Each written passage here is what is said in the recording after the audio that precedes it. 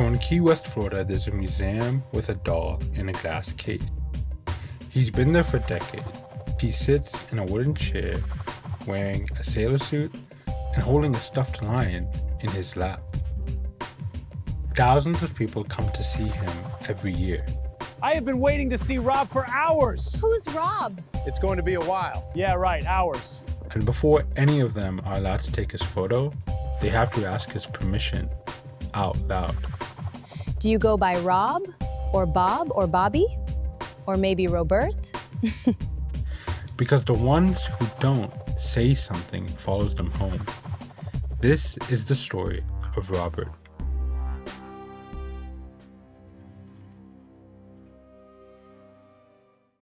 Key West, Florida, the early 1900s. There's a house at 534 Eaton Street, a tall, old home with a wraparound porch and floorboards that talk back to you when you walk on them. Now it's classic Key West, very charming. The Otto family lives there, and their young son, Gene, has just been given a gift. A doll, handmade, nearly 3 feet tall, stuffed with straw, dressed in a sailor suit, and a small stuffed lion tucked under one arm. Now Gene falls in love immediately. He loves it so much that he gives it his own name. I am going to call you Robert. Robert. And that's where things start to go sideways. We are best friends. Gene is 10 years old when it first happens. It's the middle of the night, that dead, quiet hour where the whole house is holding its breath.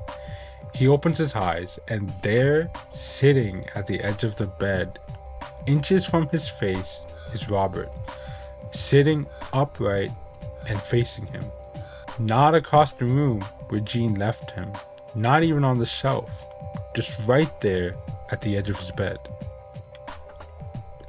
Now I want you to put that into perspective really quick. Right? A doll sitting at the edge of your bed, not even where you left it.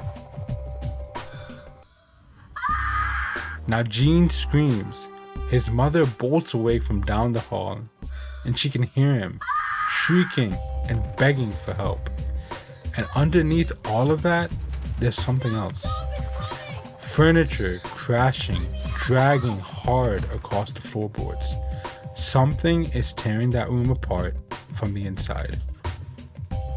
She gets to his door and it won't open. She's pulling at the handle, throwing her entire body weight against it.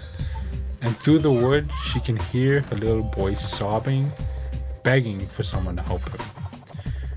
And when the door finally gives, the room is destroyed. Furniture is overturned. The shelves are completely torn down. It feels like a storm literally just went through the room.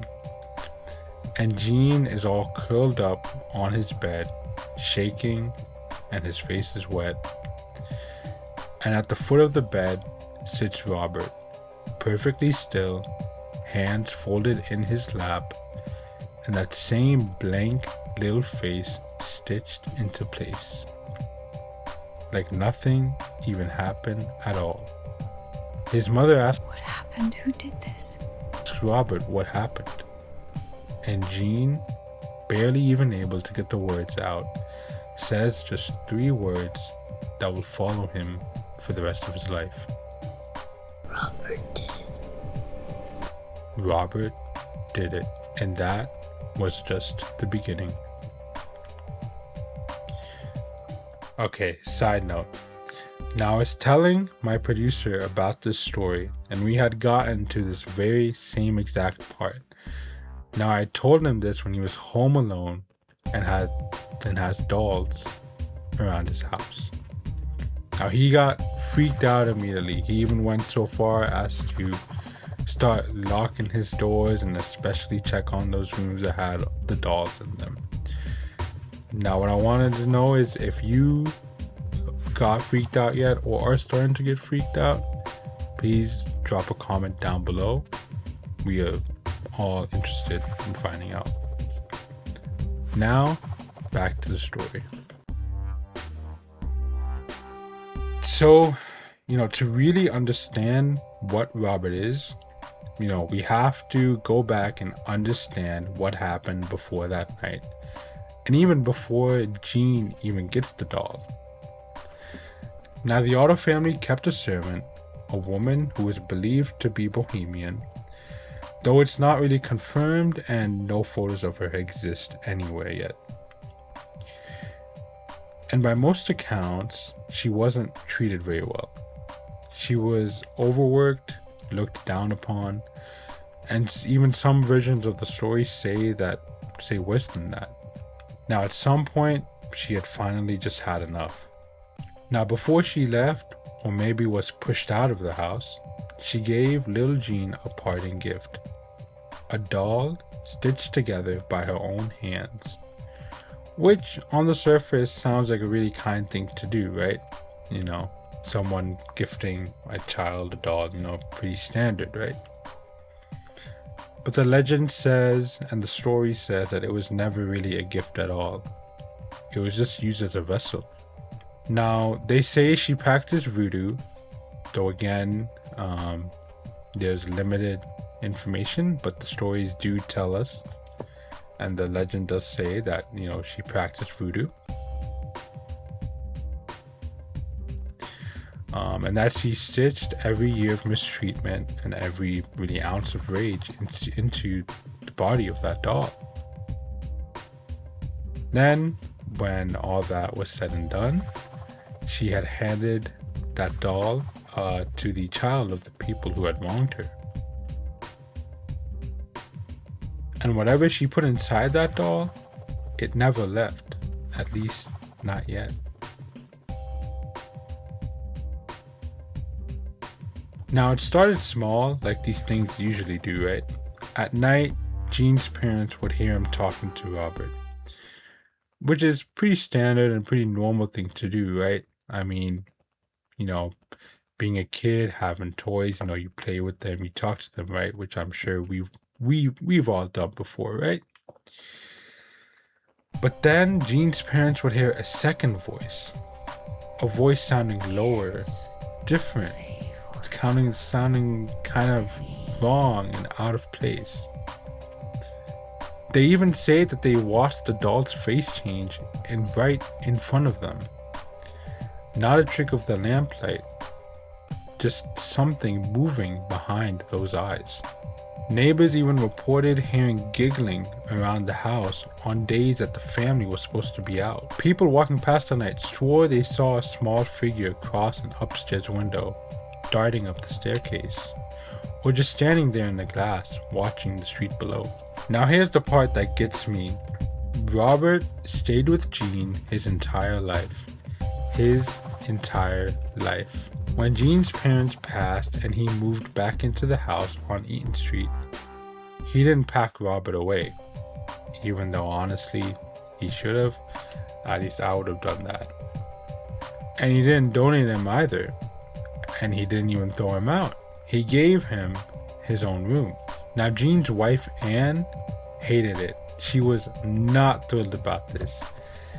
She always said something about that doll just felt wrong. That even being in the same room as Robert made her skin crawl. Visitors even felt it too. They'd hear footsteps from the upstairs attic. Slow and deliberate footsteps. Pacing back and forth, back and forth. And underneath that, low and soft, they'd hear giggling. And the neighborhood kids who walked past that house said they'd look up at the upstairs window and find Robert looking back down at them. Some would say he was smiling, and some even said he was making faces at them through the glass. So eventually, Jean moves him up to the attic and bolts the door shut, which should mean problem solved, right? Though, I mean, if the problem was solved right then and there, we wouldn't be here talking about the story and making this video, right? So the problem does not get solved just yet. Every time Jean went back up to that attic, every single time, Robert was gone. Not tipped over, not even shifted around in the dark. Just gone. And you'd always find him back in that same upstairs bedroom. sitting in the rocking chair by the window, exactly where he wanted to be. So Jean locks him up again and again and again. And the same result happens every single time. Robert always came back to that same window. Now, Jean Otto passed away in 1974. A new family moved into that house, and they also had a 10-year-old daughter who went up to explore the attic. And there, sitting in the dark, waiting, was Robert. Now, she told her parents that the doll was alive. She even said that it wanted to hurt her.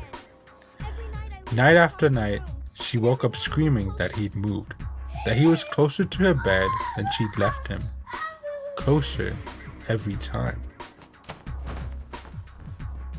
Now, the family lasted about as long as you'd expect, and they ultimately just gave him away.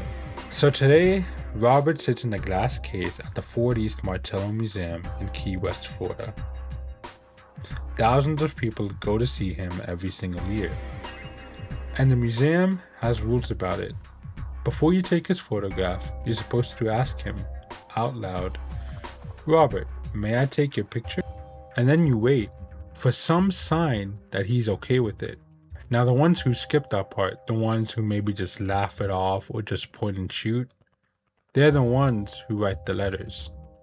The museum keeps them, hundreds of them, letters of apology mailed from all over the world. People who say that after they disrespected Robert, things went wrong. Perhaps their luck turned, maybe strange things happened, or maybe bad things followed them home. And the only way they felt it stopped was by saying sorry, in writing, sent to a doll in a glass case in Key West. Visitors even report cameras dying right in front of the case, fully charged, then just dead. And it'd be working perfectly again the moment they'd step away. And people still claim, standing right there in front of the glass, that his expression changes while they're watching. Now, you can find accounts of people's stories, on social media. As we were actually doing research for this video, we found, a Reddit thread of people sharing their experiences. And I had, found one account of somebody mentioning that, images of Robert showed up in SD cards and hard drives that were never used to take pictures of Robert. Now, they say they believe that maybe they absorbed, some bad luck from people close to them who did not ask permission from Robert to take his photograph, even though they did. But yes, there are many, real accounts of people online. Now, it's going to be up to you whether you want to believe or not. Though the real accounts are there, the people's stories are there. So it's up to you to decide whether you want to believe or if it's all just a story. Two families, two 10-year-old kids, and yet we have the same story just decades apart. Now, Jean never got rid of him, though he never really could. Now, he's behind glass now. Supposedly, he's contained. Or maybe putting him in a museum didn't really contain anything at all. Maybe just gave him an audience. So here's the question I'm going to leave you with. If you ever find yourself in Key West, standing in front of that case, would you ask permission or would you just take the photo anyway? That's all for this one. Thank you guys so much for watching and for all your support recently. If you're new here, welcome to S.P.E.C Frequency, where we go and we share the stories of things that don't really ever want to be found. Now, please go ahead and like and subscribe, show some support if you enjoyed this video, and we'll see you in the next one. Peace out.